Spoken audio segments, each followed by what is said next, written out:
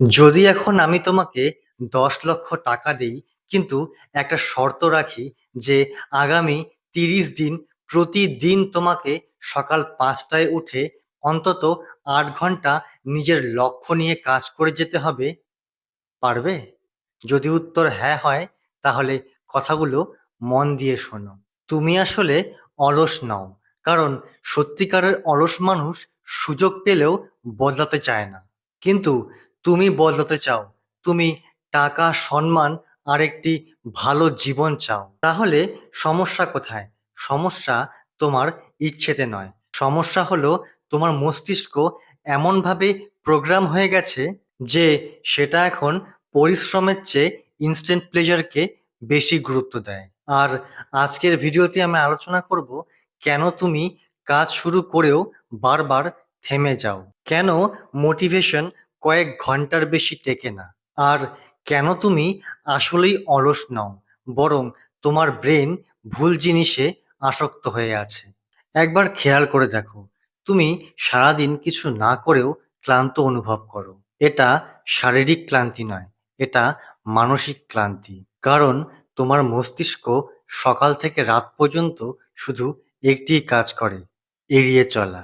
দায়িত্ব এড়িয়ে চলা, অস্বস্তি এড়িয়ে চলা, পরিশ্রম এড়িয়ে চলা। তুমি ভাবো এবার কাজ শুরু করব, কিন্তু তারপরেই ফোন হাতে তুলে নাও। তারপর বলো আজকে মুড নেই, বরং কাল থেকে শুরু করব। আর তোমার সেই কাল কোনোদিনই ফিরে আসে না।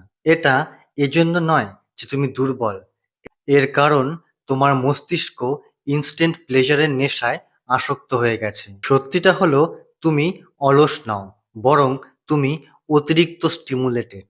তোমার মস্তিষ্ক প্রতি ৫ সেকেন্ডে রিলস, শর্টস, মেসেজ এসব থেকে ডোপামিন পাচ্ছে। তোমার ব্রেন কোনো পরিশ্রম ছাড়াই রিওয়ার্ড পাওয়ার নেশায় আসক্ত হয়ে আছে। আর তারপর যখন তুমি বলো এবার ২ ঘন্টা বসে কাজ করতে হবে, তখন সে ভয় পেতে শুরু করে এবং নানান অজুহাত দিতে শুরু করে। এখন মন নেই, মুড নেই, মোটিভেশন আসছে না। এগুলো অজুহাত নয়, এগুলো উইথড্রয়াল সিম্পটম। যেমন একজন স্মোকারের কাছ থেকে হঠাৎ সিগারেট কেড়ে নিলে সে অস্থির হয়ে পড়ে, ঠিক তেমনি তোমার মস্তিষ্কর কাছ থেকে ইনস্ট্যান্ট প্লেজার কেড়ে নিলে সেও অস্থির হয়ে পড়ে। আর এখানেই তুমি সবচেয়ে বড় ভুলটা করো। নিজেকে অলস মেনে নাও। নিজেকে বলো আমি কনসিস্টেন্ট থাকতে পারি না, আমি ডিসিপ্লিন টাইপের মানুষ নই। তুমি তোমার সাময়িক অবস্থাকে নিজের স্থায়ী পরিচয় বানিয়ে ফেলো। আর যখন তুমি নিজেকে অলস বলে পরিচয় দাও, তখন তুমি চেষ্টা করাও ছেড়ে দাও। তখন এটাকেই তোমার কমফর্ট জোন বলে মনে হয়। কারণ অলস থাকা নিরাপদ। অলস থেকে তুমি যদি ব্যর্থ হও, তাহলে তার দায় নিজের উপর আসে না। নিজের দায়িত্ব থেকে পালানোর এটা সবচেয়ে সহজ উপায়। এবার একটু সাইকোলজি বোঝো। তোমার মস্তিষ্কের মূল লক্ষ্য সফল হওয়া নয়, বরং বেঁচে থাকাই তার লক্ষ্য। আর তাই সে কম পরিশ্রম করে আর আরাম খোঁজে। যতক্ষণ না কোনো বাস্তবে চাপ আসে, ততক্ষণ পর্যন্ত মস্তিষ্ক নড়ে না। তাই তুমি ডেডলাইনের একদিন আগে কাজ শুরু করো। তাই পরীক্ষার একদিন আগে পড়তে বসো। আর টাকা শেষ হতে শুরু করলে হঠাৎ তোমার মাথায় নতুন নতুন আইডিয়া আসে। তুমি অলস নও, তুমি প্রেশার ডিপেন্ডেন্ট। আর যখন জীবনে সত্যিকারেই চাপ থাকে না, তখন তুমি নিজের সম্ভাবনাকে ঘুম পাড়িয়ে রাখো। আর একটা তেতো সত্য শুনে রাখো, তুমি অ্যাম্বিশিয়াস, কিন্তু ডিসিপ্লিন তোমার মোটেই ভালো লাগে না। তুমি রেজাল্ট চাও, কিন্তু প্রসেস ছাড়া, পরিশ্রম ছাড়া। তুমি সিক্স প্যাক বানানোর স্বপ্ন দেখো, আর এদিকে তোমার জিম যাওয়াটা বিরক্তকর মনে হয়। তুমি সফল হতে চাও, কিন্তু প্রতিদিন কাজ করতে তোমার বিরক্ত বোধ হয়। আর যখন সত্যিকারের কাজ করার সময় আসে, তখন কাজ শুরু হবার আগেই তুমি ক্লান্ত হয়ে পড়ো। এখানে আমি তোমাকে কোনো মোটিভেশন বা মিষ্টি কথা বলতে আসিনি। আমি একদম বাস্তব আর কঠিন সত্য বলবো। একটা কথা মনে রেখো, যদি তোমার অ্যাম্বিশনস শুধু স্বপ্নের মধ্যেই থাকে, তাহলে সেটা অ্যাম্বিশন নয়, সেটা শুধু কল্পনা। আর কল্পনা ভাবতে ভালোই লাগে, কিন্তু সেটা কারোর জীবন বদলায় না। জীবন বদলায় তাদেরই যারা বিরক্তকর কাজকেও প্রতিদিন করে যায়। তোমার সমস্যা অলসতা নয়, তোমার সমস্যা তুমি পরিশ্রম সহ্য করতে পারো না। একটু অস্বস্তি হলেই তুমি পালিয়ে যাও। এবার আসি একদম বাস্তব কিছু নিয়মে। প্রথমত, এটা বিশ্বাস করা বন্ধ করো যে তোমার মোটিভেশন দরকার। মোটিভেশন তোমার মস্তিষ্কের দরকার, যাতে করে সে কাজটা আরো পিছিয়ে দিতে পারে। তোমার দরকার একটি সিস্টেম যা তোমাকে না ভেবেই কাজে বসিয়ে দেবে।